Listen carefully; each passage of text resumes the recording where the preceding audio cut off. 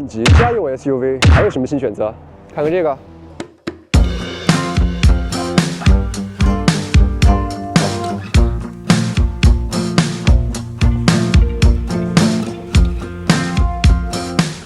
大家好，我是杰克。今天我们要试驾的是这辆奇瑞瑞虎8L 这辆全新上市的中型 SUV。说它是一个中型 SUV， 但是我觉得不管是从它的产品定位上，还是它实际的尺寸表现上来看，它都要比中型 SUV 更高那么半截。这辆车的轴距达到了2.77米，而宽度达到了同级最宽的1.93米。那结合这样的一个车辆形态，我们就得到了一个 超过70%得房率的这样一个空间表现，我们接下来会跟大家详细的聊一聊啊。整车的外观就是这个样子了，见仁见智。但是我觉得必须要提的一点是，这辆车的前嘴是瑞虎9下放下来的一个设计语言。那打开这个电动后尾门，我们能够看到啊，这个后备箱的空间纵深是非常可观的啊。不管你要放一些长一点的东西都可以，这个距离我目测应该接近在80公分以上。 那除了我们眼睛能看到的，在这里拉开提手之后，下面还有一个接近这个得有15公分左右的一个深度，可以加大它后备箱的空间。我们如果把后排2个座椅全部放倒之后，我们就能够得到这个接近2.1平方米的这样一个床车的这样一个配置。那我觉得在这个价位能够得到这样的一个空间，真的是 太夸张了！奇瑞真的在瑞虎8L 这辆车身上投入了非常多的精力啊，我们能够从这个内饰的设计语言上就能看得出来，它跟之前的瑞虎8 Plus 和 Pro 以及标准版就是完全不一样的状态了。它更像是一个现在电车的潮流趋势。在驾驶员前方就有一个小小的显示各种驾驶状态的屏幕，在它的旁边有一个更大的车机屏幕。那这个屏幕 总的来讲，使用起来还是非常的顺畅的。虽然它使用的是之前的8155，但整体使用下来体验还是不错的。不管是滑动还是放大缩小，都能够满足日常的一个基本使用，并且清晰度也是很高的。在它的下面呢，是有2个物理的空调出风口，以及一个50瓦的快速的手机无线快充。在这个屏幕的旁边，我们能够看到这个中间是使用了一个有一些纹理特质的一个中空布局， 并且它不是那种比较低廉的水转印那种假的，它是真的有一些木纹一样的手感的东西，这个做的还是不错的啊。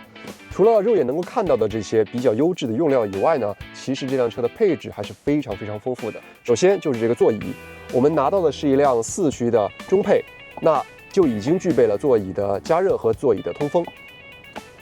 如果是在顶配车型上面， 这辆车还甚至配有前排的座椅按摩以及一键女王模式，也就是零重力座椅。此外，14喇叭的索尼音响和7个安全气囊的配置，也能够让这辆车的配置更加的齐全，更加的能打。作为一辆家庭用车，后排就是非常高频使用的一个场景了。那关于这个后排，我必须要讲的一点是，这个后排真的很舒服。它舒服在哪儿呢？就是它的座椅的靠背角度非常贴合，你不会觉得说你像在坐一个小板凳， 感觉人坐得很直，会很疲惫，但是这一个就非常的好的承托你的躯干，并且你看它这里的打孔工艺也是特别好的。而对于有孩子的家庭来讲，最重要的是什么呢？儿童座椅。那它这2个固定位置放在很显眼的位置，有些车型是给你盖住了，那可能就会影响一些便利性，但这个就是暴露在外面，非常的好用。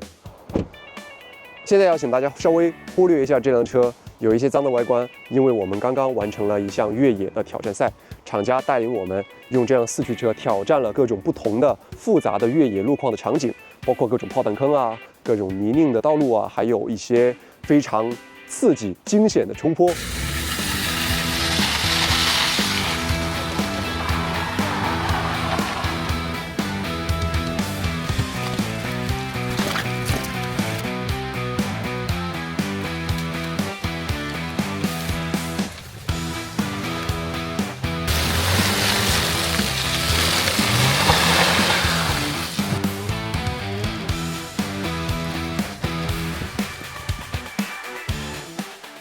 其实能够感觉得出来，这套动力配合这个4驱，对于这种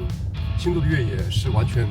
不在话下的。现在我们正在把它开在路上啊，然后天气有一点小雨，但没关系，很惬意、很舒服的开在这样的山路上。那我现在就要给大家说一下我开这辆车的一个动态的感受。首先，简单说一下数据，这辆车2.0T 加8AT 的黄金动力组合。那这套组合一开始说黄金组合是在宝马的那一套上，奇瑞的这一套是完全自研的，发动机是自己的，变速箱也是自己的。那这一点非常非常难得啊。首先我就要给奇瑞这样的具有企业家精神的这样的一个行为点赞。这台车 2.0T 254匹的动力放在这样一台不到 1.8 吨的车上是非常非常够用的。我可以这样说，重庆的山路多弯坡度大，但是这辆车你看，当提速的时候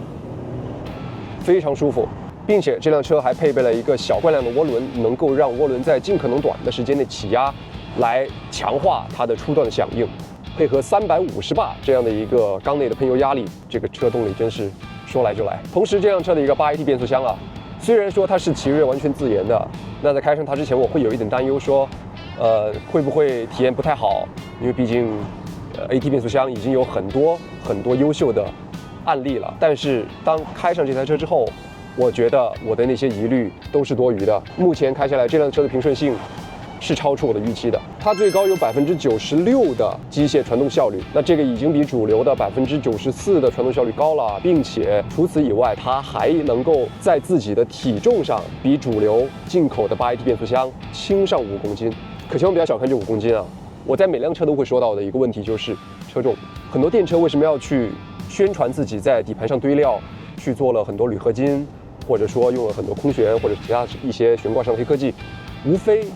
也就是想尽可能的减轻自己2吨多重的体重所带来的负面影响。那这辆车现在不到1.8吨，1.7吨多，像在这样的山路上开起来都是非常有信心的。那么对于这样的一个家庭定位的中型 SUV 来讲，我觉得首先需要考虑的就是它的动力，首先得够用；第二，它的动力输出需要平顺。那这2点，我觉得这辆瑞虎 8L 都是做到了的。同时啊，这辆车在动力层面还是有一些独到的技术的。首先，它就已经用上了博世的 IPB 的线控制动，也就是 iBooster 那一套。那这一套刹车系统最大的好处就是能够降低车身的重量，增加零件的集成度。还有一个就是这辆车配备了一个2.5级的城市智能驾驶。那这一点，我觉得如果是在长途出行或者是在身体比较疲惫的情况下，确实能够给司机减轻很大的压力。我们现在来试一试这辆车的辅助驾驶啊，现在已经开了，我面前的小屏幕上就会显示现在的车道信息，它能够看到我左右两边的虚线，并且保持在车道的中央。它是能够识别我左前方的那辆货车，以及再远一点的前面的那辆 SUV 的。总的来说，这辆车的一个智驾没有那些特别花哨的功能，但是主打的就是一个实用简单。在周围环境稍微变得复杂一些之后，这辆车的360度全景影像也能够给驾驶员带来足够的信心，提供足够多的路况。在16万以内这样的一个价位，我觉得这辆车奇瑞瑞虎 8L 真的是诚意满满的一个作品。如果说这辆车的外观、内饰空间，或者说它的性能能够打动到你，我觉得这辆车值得一试。